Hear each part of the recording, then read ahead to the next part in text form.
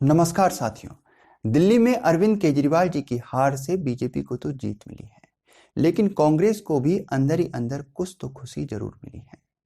कांग्रेस ने दिल्ली में अरविंद केजरीवाल जी के खिलाफ आम आदमी पार्टी के खिलाफ गठबंधन के मूल्यों को शर्तों को ताक पर रखकर दमदार अंदाज में जो चुनाव लड़ा है, इसके पीछे कांग्रेस पूरे देश में एक संदेश दे रही है, गठबंधन के तमाम उन नेताओं को, उन पार्टियों को।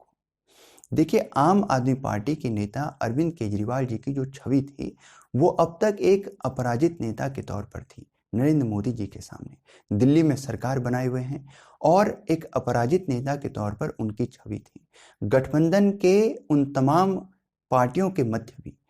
और इसकी वजह से राहुल गांधी जी की स्थिति में गठबंधन में कुछ तो कमी थी, क्योंकि वो एक हारे हुए नेता के तौर पर उनकी छवि। और अरविंद केजरीवाल जी एक ऐसे नेता जो नरेंद्र मोदी जी के सामने लगातार जीत रहे हैं, ऐसे नेता के तौर पर उनकी छवि थी। और इस वजह से राहुल गांधी जी की या कांग्रेस की जो स्वीकार्यता थी विपक्ष में, विपक्षी गठबंधन में, वो शीर्ष नेता के तौर पर राहुल गांधी जी की वो जो स्वीकार्यता होनी चाहिए थी, वो नहीं बन पा रही थी, क्योंकि सामने ही एक ऐसे नेता हैं अरविंद केजरीवाल जी, जो कि लगातार मोदी जी के सामने जीत रहे हैं और दिल्ली में अपनी सरकार को लगातार बना रहे हैं। तो इसकी वजह से अन्य नेताओं में भी राहुल गांधी जी को लेकर वो स्वीकार्यता नहीं बन पा रही थी। लेकिन अब बात बराबरी की है।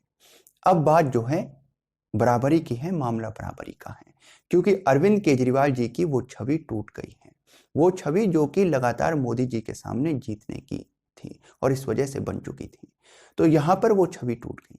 देखिए, आम आदमी पार्टी देश भर में जहां भी आम आदमी पार्टी ने अपना प्रसार किया, जहां तक आम आदमी पार्टी पहुंची, वहां पर कांग्रेस सिमटती गई, कांग्रेस की जमीन वहां पर कमजोर होती गई और आम आदमी पार्टी वहां पर मजबूत हुई।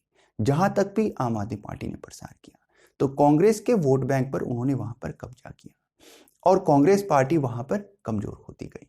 लेकिन अगर आप देखें तो कांग्रेस ने इस चुनाव में अपनी दमदार स्थिति को प्रकट करते हुए ये बात स्पष्ट कर दी कि हमारा आने वाले वर्षों में मिजाज क्या रहने वाला है। साथ ही देखिए, यहां पर कांग्रेस को जो आंख दिखाने वाली बात थी, जो नेता जो है लगातार कांग्रेस की शीर्ष स्थिति को स्वीकार करने में पीछे हट रहे थे, वो स्थानीय पार्टियां जो गठबंधन में थी और कांग्रेस की जो शीर्ष स्थिति है उसको चुनौती दे रहे थे, अब उनको भी ये संदेश प्राप्त हो गया है। चाहे अखिलेश यादव जी हों, चाहे जो है तेजस्वी यादव जी हों, ममता बनर्जी जी हों, या जो है महाराष्ट्र के शरद पवार जी हों, सभी और तमाम ऐसे नेता जो गठबंधन में उसकी एकता के लिए साथ बने हुए थे, उनको कांग्रेस ने एक संदेश दिया है इस चुनाव में अपने दमदार प्रदर्शन के माध्यम से। वो क्या संदेश है? वो यही संदेश है कि अगर आप गठबंधन के मूल्यों को, शर्तों को मानोगे और साथ मिलकर जो है अपने स्थानीय क्षेत्रों में हमारे साथ चुनाव लड़ोगे, तो इससे आपका भी लाभ है। लेकिन यदि ऐसा नहीं होगा तो स्थिति अरविंद केजरीवाल जी जैसी भी आपकी भी हो सकती है।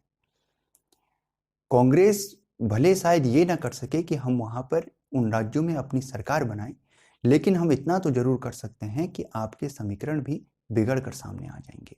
तो इससे ये बात भी और ये संदेश भी देश भर के उन तमाम गठबंधन के नेताओं के मस्तिष्क में बैठ चुके हैं और कांग्रेस की स्थिति को जो वो लगातार कमतर आंक रहे थे, अब उन्हें कांग्रेस के मूल्य का आभास होगा। और निश्चित रूप से इससे जो है राहुल गांधी जी को लेकर और कांग्रेस को लेकर जो शीर्ष पर होने की बात है या नेतृत्व करने की बात है, उसको लेकर उनकी स्वीकार्यता को प्रकट करने के लिए वे एक तरह से मजबूर भी होंगे और उन्हें कांग्रेस की जो नेतृत्व की बात है या केंद्रीय शक्ति होने की बात है, उसे उन्हें स्वीकार करना होगा।